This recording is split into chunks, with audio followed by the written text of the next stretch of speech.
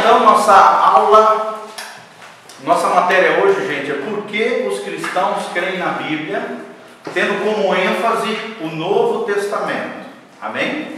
Fala comigo, por que os cristãos creem na Bíblia. E a ênfase de hoje é o Novo Testamento. Amém? Quantos livros tem no Novo Testamento?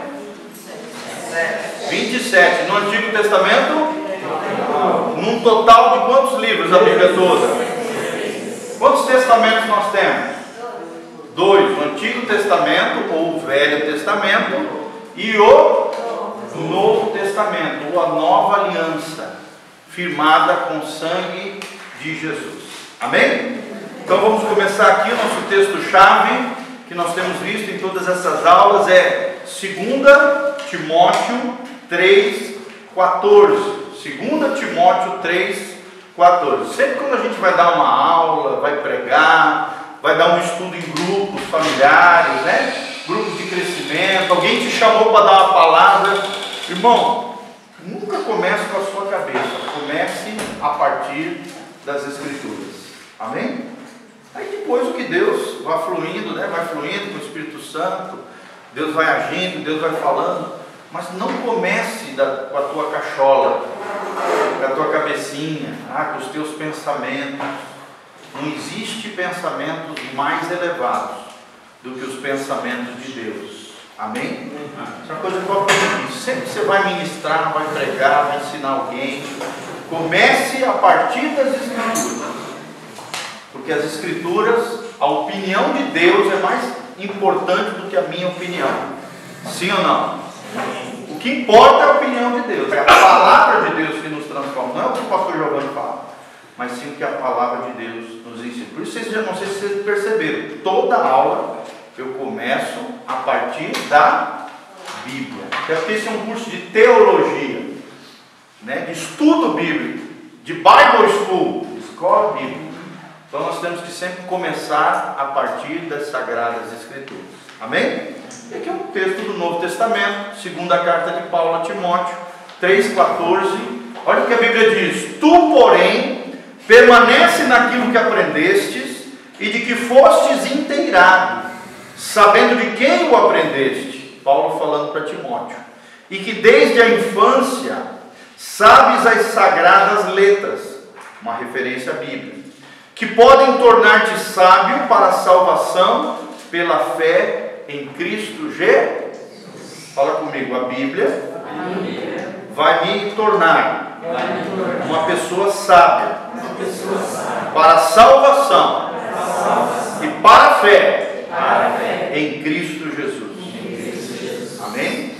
E aqui tem o seguinte texto, o 16, é um dos textos mais importantes da palavra de Deus.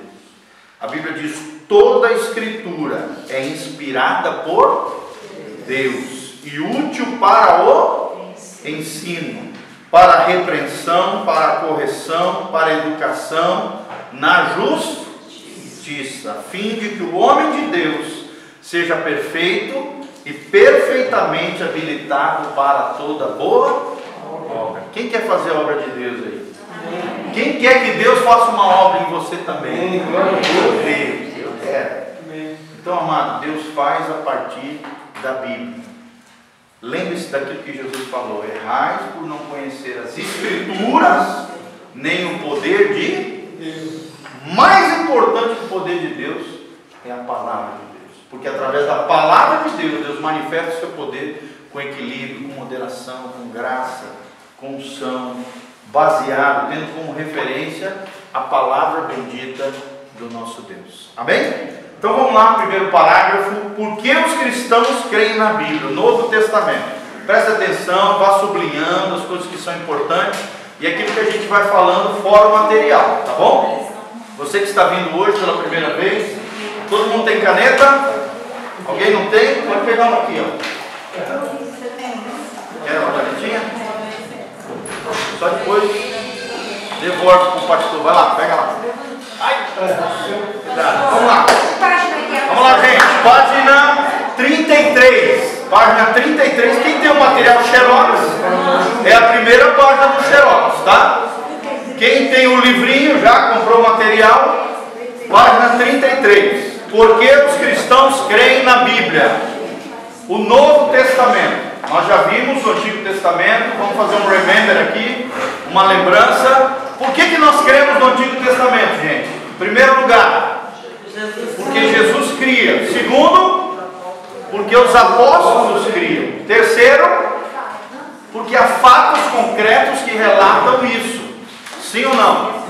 Os milagres que aconteceram, fatos históricos, apoiados pela arqueologia, pela história. As profecias nós vimos também, que apoiam as Escrituras. Palavras proféticas que se cumpriram, mostrando que a palavra de Deus é verdadeira. Fala comigo. A palavra de Deus é verdadeira, é infalível, é inerrante, é inspirada por Deus. Nós aprendemos mais de 40 autores ao longo de 1500 anos, de cerca de 1500 anos. Gente, tem alguém que deixou o carro no estacionamento da igreja? Tem que pegar lá, tá? Senão vai ficar preso. As cópias estão com alguém? Ó, as cópias estão aqui, ó. Aqui, ó. Só pegar aqui. Vamos lá, gente. Vamos lá. Primeiro parágrafo. Os cristãos que acreditam no Antigo Testamento geralmente não têm dificuldade em crer no Novo. Sim ou não? Sim. Quem crê no Antigo tem também quem crê no Novo. Cristãos, tá? Judeu é outro papo. Judeu não acredita no Novo Testamento. Crê que são livros, né, de importância histórica, da história judaica, dos primeiros cristãos, mas não creem, os judeus não creem que o Novo Testamento, né, que para eles é um livro, são livros históricos, mas não são inspirados por Deus. Nós cristãos cremos que o Novo e o Antigo são palavra de Deus, tá bom? Isso é perfeitamente compreensível. O Novo Testamento traz o relato do Evangelho de quem? De Allan Kardec? Está amarrado, em nome de Jesus. De Cristo. E muitos detalhes sobre a fundação e o desenvolvimento da igreja primitiva. Da mesma maneira que o Antigo Testamento é a lei e os profetas, o Novo Testamento é o Evangelho de Jesus Cristo e os principais fundamentos e doutrinas da igreja primitiva. Ok? Os relatos históricos a partir de Atos. E depois o último livro da Bíblia é um livro profético. Qual é esse livro? Apocalipse. Ok? Vamos lá então. Como ele foi escrito em épocas mais recentes do que o Antigo Testamento, há testemunho abundante por parte de indivíduos contemporâneos, dos autores ou de outras pessoas que viveram pouco tempo depois deles. Como assim, pastor? Não entendi. Ou seja, há relatos históricos, como por exemplo, Eusébio de Cesareia, você pode anotar aí. Eusébio de Cesareia escreveu uma grande obra chamada A História Eclesiástica, a história da igreja. Justino Marte também escreveu. Agostinho depois também escreveu. Então existem vários considerados pais da igreja ou patriarcas, são os primeiros descendentes diretos dos apóstolos que confirmaram que os livros do Novo Testamento são autênticos e são verdadeiros. Ok? Quer fazer uma pergunta? Repete os nomes, por favor. Eusébio de Cesareia, Justino o Marte, Tertuliano, Justino o Marte, Tertuliano. Tem mais um carro. Tem mais um carro lá, gente. É de alguém daqui? Tu não deixou o carro no estacionamento? Não, deixa aqui na frente. Tá. Não, então você vai ficar lá. Fazer o quê, né? Então não é nosso. Vamos lá. Vamos lá? Tá? Esses são alguns exemplos que eu citei ali. Tá joia? Vamos lá então. Então há testemunhos de outros homens que viveram esses tempos e que confirmaram que o Novo Testamento é a palavra de Deus.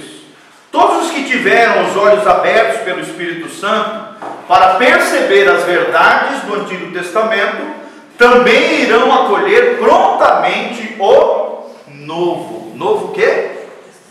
Testamento, exatamente. Entretanto, é importante apresentar provas explícitas da nossa crença e estudar as evidências que apontam para as verdades presentes do Novo Testamento. Porque as pessoas vão nos perguntar, sim ou não? Por que vocês creem no Novo Testamento? Um judeu, por exemplo, se for perguntar, você tem que saber argumentar. E é essa bala na agulha que nós estamos dando para vocês. Quais são os argumentos plausíveis, inteligíveis, compreensíveis, racionais e espirituais, históricos, que nos levam a crer na bendita palavra de Deus. Ok? Vamos lá então. Ademais, a compreensão do seu conteúdo e da sua origem irá se somar ao nosso conhecimento sobre a formação do Antigo Testamento. No caso deste último, ou seja, do Novo, é possível encontrar citações de Cristo, mostrando que a primeira parte da Bíblia é perfeita e completa. Entretanto, o mesmo não se dá com o Novo Testamento, pois foi inteiramente escrito após a ascensão de Jesus. Presta atenção, nenhum dos evangelhos, nenhuma das cartas paulinas, nem o livro de Atos, nem Apocalipse, foi escrito antes da ascensão de Jesus. Tudo foi escrito pós a ascensão de Jesus. E o derramamento do Espírito Santo também, o Pentecoste. Tá bom? Então isso aqui é importante a gente entender. Portanto, devemos estabelecer os princípios que sustentam a nossa crença no Novo Testamento a partir do que Cristo disse previamente e também através do que os apóstolos registraram sobre os ensinamentos do... Então, quem é que escreveu o Novo Testamento? Foram os apóstolos de Jesus.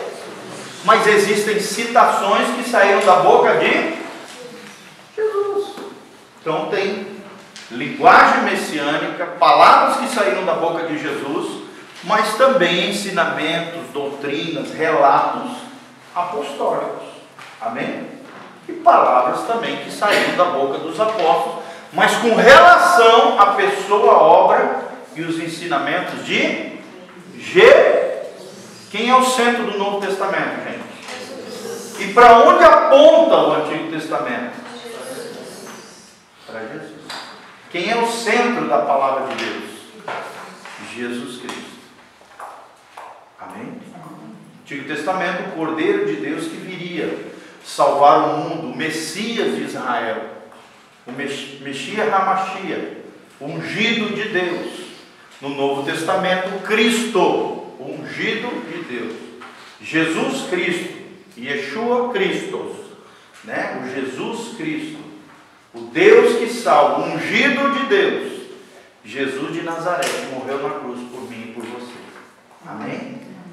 Glória a Deus. Então vamos lá. Primeiro argumento que nós temos, primeira evidência. Por que nós podemos crer no Novo Testamento? O testemunho dos apóstolos. Fala comigo. Testemunho dos apóstolos. Isso é muito importante, gente. O relato das pessoas que andaram com Jesus diretamente. Viram os milagres, as maravilhas, os relatos de Jesus, as palavras de Jesus, e relataram isso nos evangelhos e posteriormente nas suas cartas, nas suas epístolas. Epístolas são cartas pastorais. Algumas de Paulo, outras de Pedro, Tiago, João, e assim vai. Tá bom, amados? E o livro de Hebreus, que ninguém sabe quem é o autor, tá? Provavelmente Paulo ou Apolo, grande evangelista, Apolo, grande pregador da palavra de Deus, Apolo. Por que houve essa questão? Por que houve essa questão no texto? Na verdade é porque o autor de Hebreus não se identifica. Você pode ver que a maioria das cartas, das epístolas, cartas paulinas e dos demais apóstolos, eles se identificam logo no início. Eu, Paulo, servo de Cristo, apóstolo de Jesus Cristo, Padre, ele começa a falar. A igreja que estava em Hebreus, ele já não se identifica, o autor não se identifica. Mas pelas características, pelo conhecimento amplo do Antigo Testamento, o livro de Hebreus é cheio de relatos de Levítico, de Números, de Deuteronômio, né, era alguém que conhecia muito o Antigo Testamento, os princípios judaicos, né, porque é uma carta aos hebreus. Quem são os hebreus? Os judeus, os israelitas. Então era alguém que tinha o domínio da cultura israelita, hebraica, né, da língua, dos detalhes ritualísticos, tudo. Por isso, os eruditos creem, tanto Apolo, que era um cara extremamente versátil nas escrituras, no Antigo Testamento, quanto Paulo, as características, a maioria crê que tem características mais paulinas, né? Pode ser que talvez seja um desses dois, mas na verdade ninguém sabe. Tá? O autor de Hebreus é desconhecido, porque ele não se auto-intitula, ele não se nomeia, ele não se declara. Vocês estão entendendo? Amém? Então vamos lá. Testemunho dos apóstolos. A defesa dos apóstolos com relação a esses assuntos é bastante explícita. Alguns céticos afirmam que eles não tinham ideia de que seus escritos seriam recebidos, compilados e estimados como palavra de Deus. Na opinião dessas pessoas, Paulo escreveu suas cartas com uma disposição muito semelhante à de qualquer um de nós, e foi apenas em épocas posteriores que elas foram reconhecidas como verdade divina e reunidas em um único volume. Sublinha esse último volume e bota do lado Cânon, C-A-N-N-O-N, Cânon do Novo Testamento. O que é cânon? Cânon é uma palavra grega que significa índice de livros. Daí que vem o termo canonicidade. Ou seja, como é que a gente sabe que os livros do Novo Testamento, cânon, C-A-N-O-N,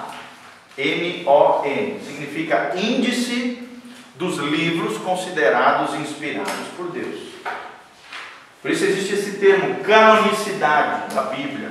Ou seja, como é que chegaram, né? Nós vamos ver agora aqui, como é que chegaram esses livros considerados inspirados por Deus.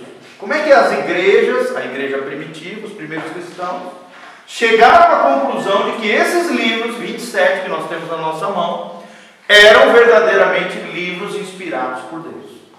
Nós vamos entender e compreender isso aqui. Tá bom? Vamos lá então. Cadê? Na opinião dessas pessoas, Paulo escreveu, isso aqui já foi. Nega também, essa visão, né? Essa visão nega que os apóstolos tenham recebido dons espirituais. Nega também que seus escritos tenham sido inspirados por Deus. Tal ceticismo, sublinha aí, ceticismo. Isso aqui é um conceito muito importante de aprender.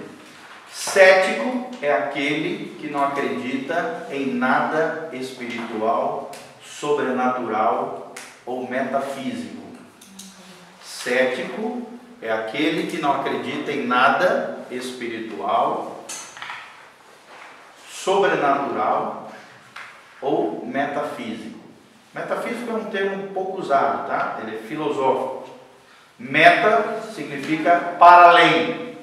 Físico, além do mundo físico, do mundo material, do mundo visível. Então o cético, ele não acredita em nada que é sobrenatural. O que os olhos dele não podem ver, eles não acreditam. Ceticismo é essa corrente filosófica de ensino, de pensamento, que não acredita em nada que os olhos não podem ver. O cético acredita? Não, ele não acredita. No sobrenatural? Não, ele não acredita no sobrenatural, nem no espiritual, nem no metafísico. São termos semelhantes, tá? Eu estou falando esses termos para que vocês compreendam que são termos semelhantes. É como se fosse a mesma coisa, só que terminologias diferentes. Bom, todo mundo entendeu? Alguma dúvida? Então se alguém chegar para você e dizer, eu sou um cético, tu já vai entender, poxa, esse cara não acredita em nada sobrenatural, nada espiritual, nada material ou físico, nem metafísico. Físico ele acredita, mas metafísico não. Físico é o quê? É o que se vê, se pode pegar. Metafísico é o quê? Está para além da física, das leis físicas, do mundo material, do mundo visível. Tá bom? O que tem perguntado? Só acredito no ritual. Exatamente. Eu acredito nessa mesa porque eu posso tocá-la. Se ela não existisse, se você falasse que ela está aqui, eu não acredito. Assim que pensa o ceticismo. Tá bom? Nós somos céticos, gente? Sim ou não? Senão você não acredita nem no conceito de Deus. O nosso Deus é invisível. Não é assim, ah, Deus aparece para mim. Deus não faz isso. Ele não tem que provar a existência dele para mim ou para você. Ele é um Deus invisível, porém real. Amém? Esse é o grande colapso que o cético, o racionalista, né, o ateu se confronta e não acredita, porque diz, não, como é que eu vou acreditar num Deus que eu não vejo, que eu não enxergo, que eu não posso tocar, que não é concreto? Entendeu? Esses são os argumentos do ceticismo. O cético acha que o ar, o sol é o quê? O ar é um bom exemplo para se explicar a existência de Deus, tá? Porque o ar nós não pegamos. Nós vemos a manifestação do ar. O vento, a árvore balançando. Mas a gente sabe que ele está ali. Como também o oxigênio, que é um elemento da atmosfera. O nitrogênio, o hidrogênio. São elementos da natureza que contêm a atmosfera, que nós sabemos que estão lá, mas que não pode se ver. Nós vemos apenas a manifestação desses elementos invisíveis, que se tornam visíveis quando eles se fundem, como H2O, a água. Tá bom? Todo mundo está entendendo? Amém? É um bom exemplo para você usar para se explicar Deus no sentido, claro, limitado, humano, compreensível, tá? Explicar Deus é um negócio complicado. Sim ou não? É complicado. Por isso é necessário fé. São mistérios. É complicado. Mas é legal usar esses elementos. Não é porque você não vê o ar que o ar não existe. Senão você está morrendo aqui dentro. Tirar todo o ar e o oxigênio desse lugar, a gente morre todo mundo aqui. Sim ou não? E ninguém vê o ar aqui. Ninguém vê o oxigênio que você está cheirando aí. Tem uns que cheiram mais que os outros. Sim ou não? Tem uns ladrão de oxigênio, né? Graça e paz. Mas a gente sente o vento. Exatamente, a gente sente e então. Se vocês quiserem ligar o ar, gente, dá uma ligada no ar, está meio quentinho, né? O que vocês acham? Tá bom? É que eu estou 16 de calor. Vamos lá então. Tal ceticismo faz oposição às afirmações decorrentes dos próprios apóstolos, de que estavam escrevendo intencionalmente, para que seus leitores crescem neles e obedecessem. Ou seja, os apóstolos escreviam essas cartas, esperavam que as igrejas, os irmãos, obedecessem aquilo que foi falado por eles. Então, era intencional, diferente do que os céticos dizem aqui. Por último, os críticos, né, os críticos da Bíblia, da fé, dos cristãos, negam fatos históricos claros que provam que essas epístolas, ou cartas pastorais, você pode botar uma flechinha por lado, epístolas são cartas pastorais. Que as epístolas e livros foram recebidos e estimados não apenas centenas de anos mais tarde, mas já durante a era apostólica, como demonstram as provas que temos atualmente. Todavia é necessário observar essas afirmações dos apóstolos com atenção. Seus argumentos dizem respeito basicamente a problemas que haviam surgido quando igrejas desobedientes se rebelaram contra os seus mestres. Sim ou não? Você vê isso nas cartas pastorais, por exemplo? Irmãos rebarbados, né? Irmãos ali rebeldes, carnais, por exemplo, a carta de Corinto. A primeira carta de Corinto é só Paulo dando chicotada no povo que eram carnais, estavam criando divisão, dizendo eu sou de Pedro, eu sou de Apolo, eu sou de Paulo, criando confusão, briga dentro da igreja. E aí Paulo senta aí, existia imoralidade dentro da igreja, as pessoas com confusão dentro da igreja levando para os maiorais lá fora, para os juízes lá fora, e Paulo puxando a orelha e dizendo não, caso não tenham homens de Deus aí que possam julgar a causa de vocês. Então você vê a carta de Corinto praticamente toda, Paulo corrigindo problemas que estavam na igreja de Corinto, que se achava espiritual, mas na verdade era extremamente carnal. Será que existem pessoas assim na igreja, gente? Que se acham espirituais, mas na verdade são carnais. As nossas atitudes, os nossos comportamentos revelam o nível da nossa maturidade, da nossa espiritualidade. Amém? O que nós fazemos no nosso dia a dia é um termômetro da nossa maturidade, da nossa espiritualidade. Se é genuína, se é autêntica, se é verdadeira, se realmente a gente cresceu, amadureceu, se Jesus vive em nós, se temos os frutos do Espírito Santo na nossa vida. Amém? Então nós temos que entender isso. Todavia é necessário afirmar, observar essas afirmações apostólicas com atenção. Seus argumentos dizem respeito basicamente a problemas. Eu já li tudo? Não, né? É bem sabido que isso aconteceu lá no final do parágrafo, principalmente em Corinto, como eu já falei. Quais as alegações de Paulo em defesa da sua autoridade dirigida aos habitantes daquela cidade? É tremendo. Corinto, as duas cartas de Paulo em Corinto, é justamente disso, de explicar, é Paulo tentando defender o seu apostolado, a sua autoridade apostólica, pastoral. Foi uma igreja fundada por Paulo, só que daí Paulo deixou líderes ali, e ali começou uma confusão, um furdunço, e alguns, contrariando Paulo, dizendo: que esse tal de Paulo? Quem é esse cara aí? E se levantando contra Paulo. Paulo defende o seu ministério, o seu apostolado, nas duas cartas ali de Corinto. Paulo está se defendendo e ao mesmo tempo sinalizando a graça de Deus, o entendimento do alto, e corrigindo problemas que havia dentro da igreja. Ok? Paulo aqui, a primeira pessoa que nós vamos estudar aqui no Novo Testamento, que autentica o Novo Testamento, e por isso nós cremos no Novo Testamento. Ainda tem 2 minutos e 40 ali, tá? De maneira sucinta, porém enfática, Paulo afirmou estar falando e escrevendo a palavra de... Fala comigo. Paulo falava e escrevia a palavra de Deus. Amém?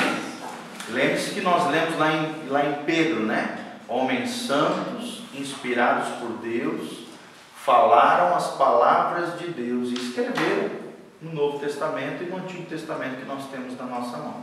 É o que nós cremos. A epístola de 1 Coríntios foi especialmente escrita para uma igreja dividida, pecaminosa, rebelde. Alguns de seus membros afirmavam ter dons espirituais, mas não demonstravam isso em suas atitudes. Será que existe isso hoje na igreja? Irmãos que adoram aparecer nos dons espirituais, mas aí você vai ver como é que ele trata a mulher, o marido, os filhos, como é que trata os outros na rua, não paga para os outros, sai devendo para os outros. Sim ou não, irmãos? Está cheio de gente assim. E aí na igreja o irmão é o tição de Deus, do fogo e da maravilha. Quer dizer, quer viver uma espiritualidade que não é autêntica, não é verdadeira, não é genuína. Vocês estão entendendo, gente? Então são coisas que a gente precisa melhorar, precisa crescer, precisa viver o Evangelho, para que realmente a gente tenha uma só palavra e viva aquilo que nós pregamos. E nossas atitudes, a nossa vida fale mais alto do que as nossas palavras. Amém? Fala comigo. A minha vida tem que falar mais alto do que as minhas palavras. Tem gente que é bom de gogó, mas é horrível de vida. Sim ou não? Está cheio de gente assim. E o meio evangélico parece que fomenta a gente assim, que cria. Não estou dizendo que todos são, nem que sua maioria, graças a Deus não é. É uma minoria, mas tem muita gente hipócrita dentro das igrejas. Sim ou não? Olha o número de escândalos que existe no meio evangélico, de maneira geral, de todas as igrejas. Que nós não sejamos um escândalo para o nome de Jesus. Amém? Coloca a mão no seu coraçãozinho e fala comigo. Que eu, pela graça de Deus, e a unção do Espírito